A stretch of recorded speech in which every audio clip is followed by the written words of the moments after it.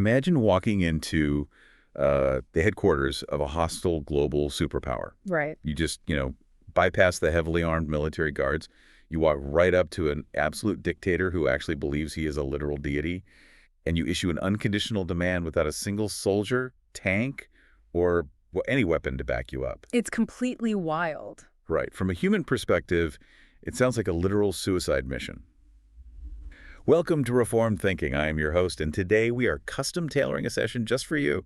We really are. We have a massive stack of historical research, archaeological notes from the Ramesside period of ancient Egypt, and some incredibly dense theological commentaries to look into. Yeah, and we are aiming all of this material at one specific cosmic clash found in the book of Exodus, chapter 5, verses 1 through 9. Our mission today is to extract the core insights from these sources. We want to understand what happens when absolute divine sovereignty collides with ultimate human tyranny. And we should be clear, we are not looking at a simple historical account of an ancient labor dispute. Or like a union strike or something. Spot on. According to the scholars we are reading today, this text details a definitive battle establishing who truly rules the universe. That is such a good way to frame our deep dive today. The sources make it very clear that Moses and Aaron step into the royal court armed with nothing but the spoken word of God. Which is a stunning visual, honestly. It really is. On one side, you have a regime that possessed absolute military and economic dominance over the known world. And then on the other side, you have two men representing a despised, enslaved ethnic minority. Yeah, and our goal is to unpack how this ancient text completely demolishes modern assumptions about human autonomy. I mean, we will see how the scholars in our stack use this narrative to expose the hostility of the natural human heart, right? And how they connect this specific historical moment directly to a much greater redemption. Absolutely. So to grasp the sheer magnitude of Moses and Aaron stepping into that royal court, we first need to establish the terrifying environment of New Kingdom Egypt. You can't just, picture a generic palace. No, not at all. We need to understand the weight of the history sitting in that room. Right. Our historical sources paint a picture of an empire at its absolute zenith. We are talking about the Ramesside period. Can you break down what that landscape actually looked like? Sure, yeah. The geographical and historical context here is staggering. During the New Kingdom period, Egypt was not just a wealthy nation. I mean, it was the uncontested superpower of the ancient Near East. They were the top of the food chain. 100%. The landscape was dominated by colossal monuments, sprawling temple complexes, and massive public works projects that, frankly, still baffle engineers today. Oh, for sure. And the Hebrew people were caught right in the crushing machinery of this empire. They were entirely trapped in the Nile Delta, segregated in an agricultural region called Goshen. Just functioning as a massive conscripted slave labor force. Yeah, they were the engine driving the empire's construction. Specifically, they were building massive store cities named Pithom and Ramses. Let me pause on those cities for a second. Okay. Because our archaeological notes mention Pithom and Ramses specifically. These were not just like residential neighborhoods. Right, definitely not. They were massive logistical hubs. They were designed to store grain, military supplies, and wealth for the empire's expansion. So the Hebrews are quite literally building the infrastructure that funds their own oppression. That is a brilliant observation. I mean, they're sustaining the very machine that is crushing them day in and day out. It's brutal. It is. But to understand the absolute friction of this encounter in chapter 5, we have to look at the man sitting on the throne. The ruler of this empire, Pharaoh, is not a standard politician. Right. You can't just write a letter to your local representative or vote him out of office if you dislike his policies. Exactly.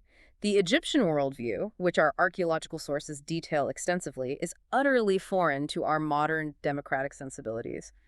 Pharaoh is considered the living incarnation of the sky god Horus. Furthermore, he is viewed as the literal son of the sun god Ra. When he speaks, his decrees are not just laws. They're considered the active will of the gods. So we aren't just dealing with a massive ego or, a CEO who won't listen to his board of directors. This guy literally thinks he is holding the universe together. He really does. You cannot exactly file a complaint with the HR department when your boss thinks he is the son of the sun god. You certainly cannot. And it goes even deeper than his personal ego. Pharaoh is specifically tasked by the pantheon of gods with maintaining something called Mat.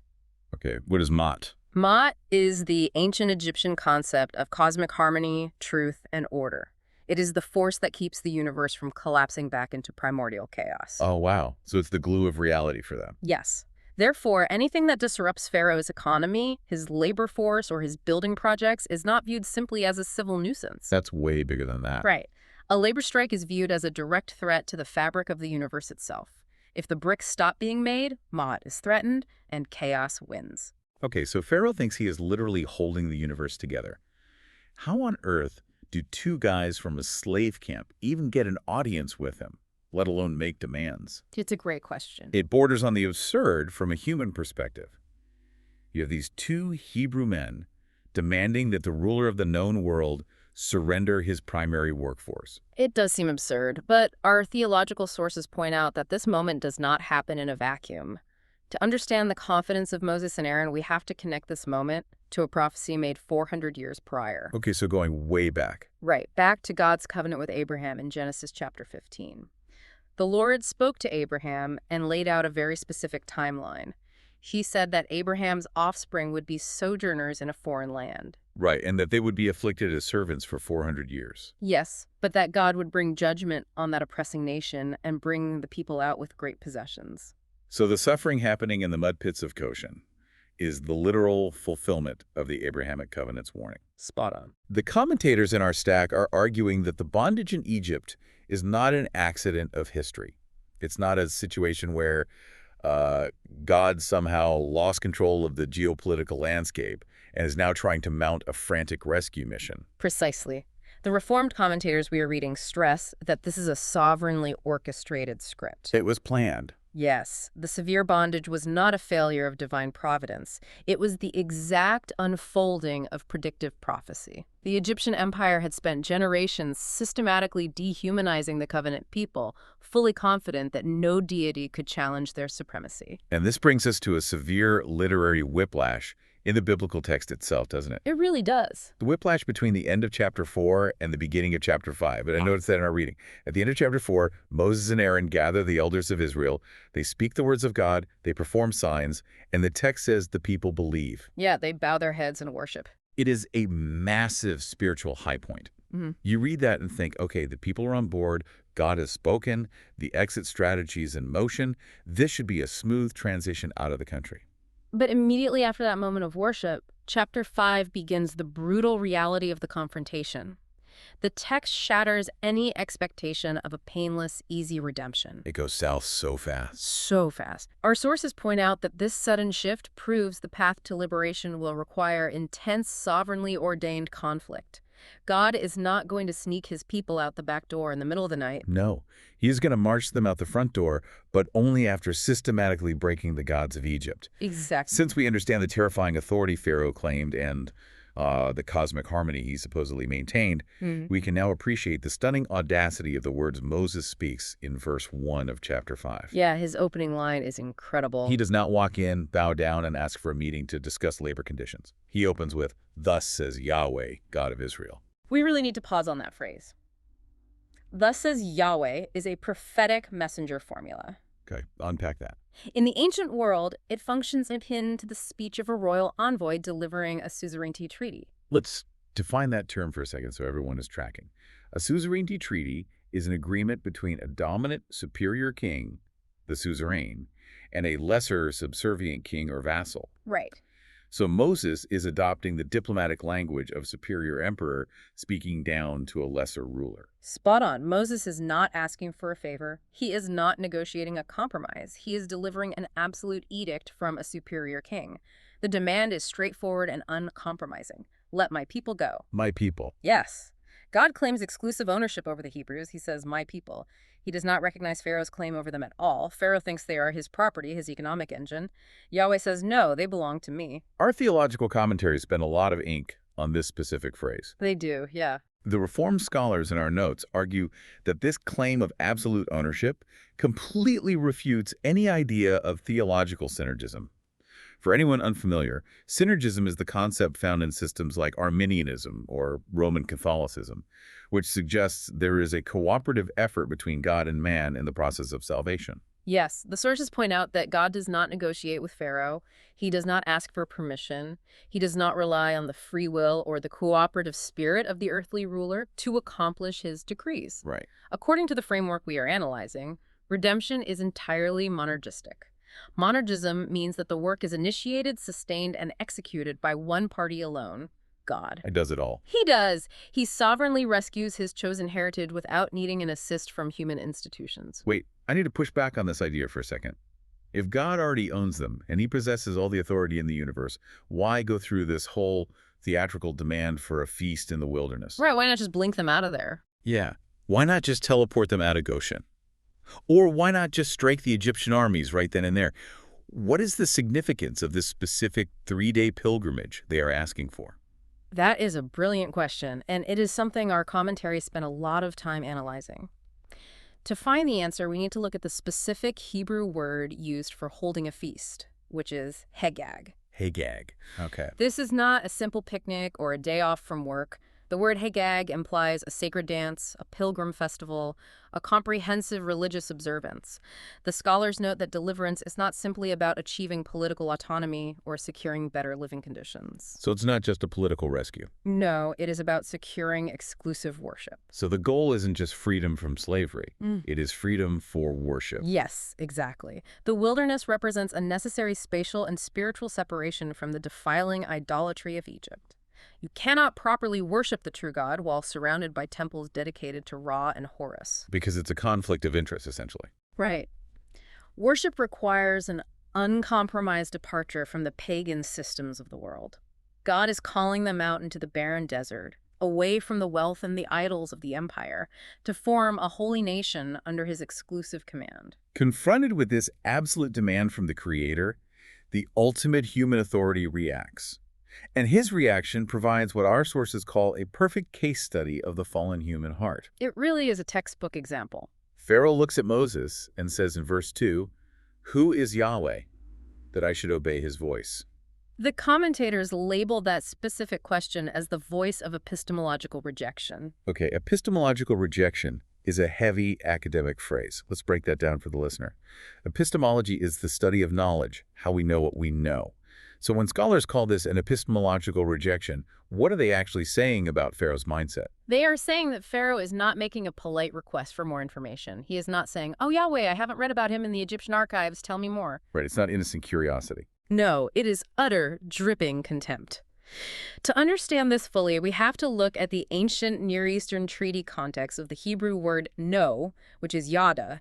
When Pharaoh says, "I do not know Yahweh," he is making a formal legal declaration. Let me offer an analogy to see if I'm tracking with this. Let's hear it. It sounds like a rogue CEO of a massive corporation being handed a subpoena by a federal judge, and the CEO looks at the judge and says, "I don't recognize your court, I don't know who you are, and your federal laws do not apply to my corporation." That analogy captures the attitude perfectly. To know a king or a deity in that era meant to formally recognize their legal jurisdiction and treaty authority. So it's legal rejection. Yes. By saying, "I do not know Yahweh," Pharaoh is asserting that this god has no legal status or jurisdiction in Egypt. He flatly denies that the god of enslaved brickmakers possesses any sovereign authority over his massive empire. Our sources connect this moment directly to the Reformed doctrine of total depravity. They argue that Pharaoh is not just a uniquely bad historical figure. No, he's the prototype. Yeah, he actually represents the natural, spiritually dead human mind. The commentaries lean heavily into this interpretation. They argue that fallen humanity does not naturally seek the true God. The unregenerate heart actively suppresses the truth. It pushes it down. Always. It sets itself up as the ultimate judge of reality, just like Pharaoh, assuming he maintains the cosmic order. And when that natural heart is confronted with absolute divine authority, it reacts with violent rebellion. It hates the authority. Intensely. Pharaoh's blindness is not an innocent lack of education. It is a willful, ethical, and spiritual rebellion against known truth. The sources mention that this interaction exposes the folly of thinking humanity is on some natural upward trajectory towards spiritual enlightenment. The natural state is rebellion. And we see the seriousness of this in the warning Moses gives right after Pharaoh's rejection. Verse 3, right. Yes, in verse 3, Moses says they must go and sacrifice lest he fall upon us with pestilence or with the sword. That warning is crucial. It highlights divine holiness. Approaching God requires obedience to his specific commands. Worship is not a casual invention where you just do whatever feels right. You can't just make it up as you go. No, you can't. The commentators point out that the holy God who delivers also disciplines. Grace never makes reverence optional. Moses is essentially declaring that Yahweh's claim upon Israel is weightier and carries more severe consequences than Pharaoh's claim upon their labor. The threat of pestilence and sword shows that God is not to be trifled with, even by his own people if they refuse to worship him properly. And how does Pharaoh respond to this assertion of divine authority? He completely snaps. He does. Yeah. His internal spiritual rebellion quickly translates into external structural cruelty. Our historical sources show how the world system weaponizes economics and labor against spiritual devotion. In verses 6 through 9, Pharaoh issues a new decree. And it's a vicious one. Very. He withdraws the straw from the brick-making process, but demands that the exact daily quota of bricks remains the same. We really need to understand the mechanics of this oppression to feel the weight of it. Our archaeological notes go into great detail about Egyptian brickmaking. They were working in the alluvial mud of the Nile Delta. They didn't have modern kilns to bake the bricks, right? They baked them in the sun. Right, and in that specific chemical process, the straw, or tibin in Hebrew, acts as a crucial binding agent. What does the straw actually do chemically? When you mix the straw with the mud, it releases humic acid. That makes the mud more plastic and easier to mold. More importantly, the cellulose fibers of the straw keep the sun-dried mud from cracking and crumbling as it bakes in that intense heat. So without it, Without the straw, the bricks just fall apart. So by forcing the people to scatter across the entire land of Egypt to gather their own stubble while maintaining the exact same production quota, Pharaoh is creating a literal physical impossibility. It is deliberate psychological warfare. It is entirely deliberate. Pharaoh labels their desire to worship as laziness. He calls the word of God lying words. He is literally trying to drown divine revelation under a mountain of physical exhaustion. Keep them too tired to think. That's the strategy. If Yeah. the Hebrews are entirely consumed with basic survival, just running through fields looking for scraps of stubble to avoid being beaten, they will have no mental or emotional capacity to listen to Moses. He is attempting to decouple the people from the word of God through the sheer weight of earthly survival. If you're exhausted, you don't have time for theology. No, you just want to sleep. Exactly. And the Reformed scholars in our stack layer a massive theological concept over this historical event. They see the brick quota without straw as a dramatic historical a shadow for what they call the covenant of works under the law. We should define the covenant of works for clarity. Yeah, please do. In our theological framework, the covenant of works refers to the requirement of the moral law, which demands absolute, flawless perfection from humanity. The law says, do this and live, fail to do this and die. It leaves no room for error. None. It demands total, perpetual righteousness. But earlier we talked about total depravity. Because of that fallen state, humans possess no moral straw to fulfill this infinite tally. The quota of the law is absolute perfection, and our internal resources to meet that quota are zero. The commentators draw a direct line here. The law continuously demands the bricks of perfect obedience, but our fallen nature can produce only the stubble of sin and rebellion. We are completely incapable of meeting the quota. You just can't do it. No. And just like the Israelite foremen who were beaten when they failed, we face the wrath of the law for our failure. Man, this sounds incredibly bleak. But our forces do not leave us in the mud pits. They bring this forward to a striking Christological fulfillment. How do the theologians in our notes resolve this impossible situation? They contrast this impossible crushing quota with the work of Jesus Christ. They argue that Christ is the true mediator who stepped into the gap for his people, and they break his work down into two categories: active obedience and passive obedience. Let's unpack both of those, starting with active obedience. Active obedience refers to Christ's perfect life. During his earthly ministry, Christ fulfilled every single brick of the law's righteous demands on behalf of his elect. So he met the quota. Yes. He lived the flawless life of obedience that we, in our fallen state, could never live. He met the impossible quota perfectly. And what about the passive obedience? Passive obedience refers to his suffering and death on the cross. Through his sacrifice, he absorbed the pestilence and sword of divine wrath that our disobedience deserved. So he took the punishment for the failed quota. Spot on. He took the beating that the failing brickmakers were owed. By doing both, He paid the ransom and satisfied the impossible demands of the law completely. So if God is entirely sovereign, and if Christ wins the ultimate victory, we have to ask a very difficult practical question about the immediate narrative in Exodus chapter 5. Oh, the practical application here is tough. It is. Moses obeyed God. He went to Pharaoh. He spoke the exact words God told him to speak. And the immediate result was a massive, catastrophic increase in suffering for the Israelites. The quota stayed the same, the straw was taken away, and the beating started. Why does obedience make things worse? This specific dynamic in the text is utilized by our commentators to utterly dismantle modern prosperity teachings. Which is so needed. Yeah. Prosperity theology often promises immediate temporal ease, wealth, or health upon coming to faith or walking in obedience. But the biblical reality, demonstrated right here in Exodus, is that when the word of God is faithfully proclaimed, the immediate earthly result is often a severe escalation of hostility. The pushback gets harder. Yes, the spiritual warfare intensifies. When you decide to obey God, maybe you break off a sinful habit, or you stand up for a difficult truth at your workplace, or you refuse to compromise your ethics, and everything instantly blows up in your face. The immediate temptation is to think God abandoned you. You think, I did the right thing, I followed the instructions, why am I being punished? The sources argue that this text shows the exact opposite of divine abandonment. The worsening of circumstances is not a failure of God's plan. It is a decreed, intentional element of it. God sovereignly orchestrates these trials. He does. The commentators frequently quote the preacher Charles Spurgeon here, who famously noted that a raging devil is a sign of a short leash. A raging devil is a sign of a short leash. That is a brilliant way to frame it. The explosion of hostility is evidence that the sovereign king is actively breaking the tyrant's grip. The resistance is actual proof of the rescue operation. The trial is designed to strip the people of their self-reliance. It exposes the absolute cruelty of the captor, destroying any lingering affection the Israelites might have had for Egypt. It cures them of wanting to stay. Right. It prepares the people to receive deliverance with genuine humility, recognizing that they contributed nothing to their own rescue. The sources connect this to a concept called the third use of the law.